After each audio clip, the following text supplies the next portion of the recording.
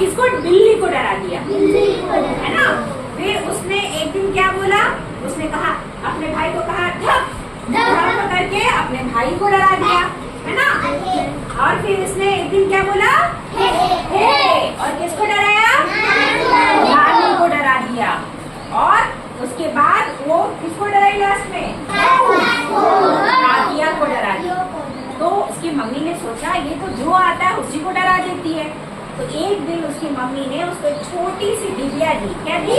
हाँ, जैसे डिबिया ना ऐसी डिबिया रहती है, इसमें ढक्कन लगा रहता है, तो छोटी सी डिबिया दी। अब माला ने उसको खोला तो उसमें से निकला एक सुंदर सा चांदी का पायल। चांदी पायल कहाँ पहनते हैं? पैर में पहनते हैं ना। अब वो बहुत खुश हुई। अब वो दिन भर पायल पहन के छम छम छम बच्चे करते हैं ना, बहुत खुश थी। लेकिन सबको पता चल गया था कि भैया ये पायल किसकी है? माला की है।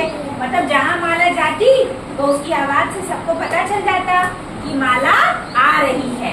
तो जैसे ही माला हुश करती तो बिल्ली उसके पहले ही कूद जाती। बिल्ली भी नहीं डरती। जैसे ही कहती हे, उसकी नानी भी नहीं डरती। उसके बाद जैसे वो धप करती, उसका छोटा भाई भी नहीं डरता। और जब डाकिया आता तो भौं करती, वो भी नहीं डरता। क्यों? क्योंकि सब पहले ही से जान जाते थे कि कौन है? माला है। कैसे जान जाते थे? हाँ, उसकी पायल की आवाज सुन लेते थे, छन छन, तो जान जाते थे कि हमारे पीछे कौन खड़ा है? माला बदमाशी कर रही है। तो कितनी अच्छी कहानी है ना।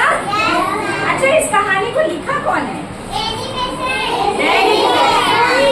एनी बेसेंट ने इस कहानी, इतनी अच्छी कहानी लिखी है ना। तो ऐसी कहानी से आप लोगों को क्या सीख मिलती है? शरारत करनी चाहिए।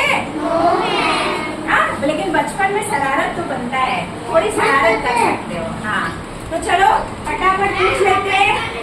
हाँ, ये बताओ कि हुश करने से किसको डराती थी माला? अच्छा, और धप्पड़ करने से किसको डराती थी? और भौं करके किसको डराती थी? डाकिया को। और जो माला थी उसकी मम्मी ने क्या दिया उसको?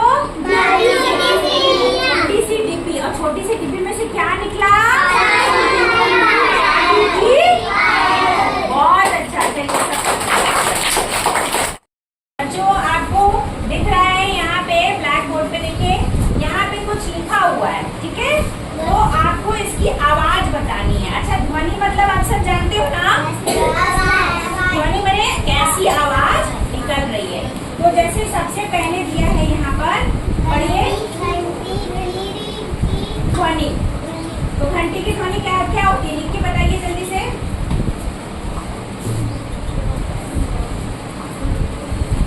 टन बेटा, टन, अब नहीं। घंटी की आवाज कैसी होती है?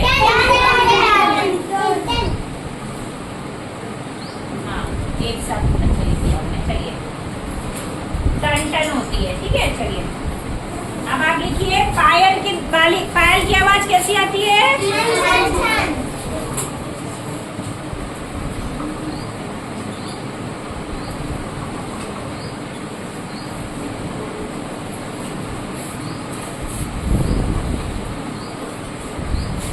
वेरी गुड, छन छन। चलिए अब शंख की आवाज लिखिए। शंख जब बजाते हैं तो कैसी आवाज निकलती है? Very good.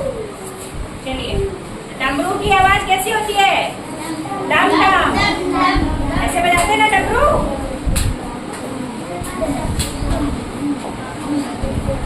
Very good.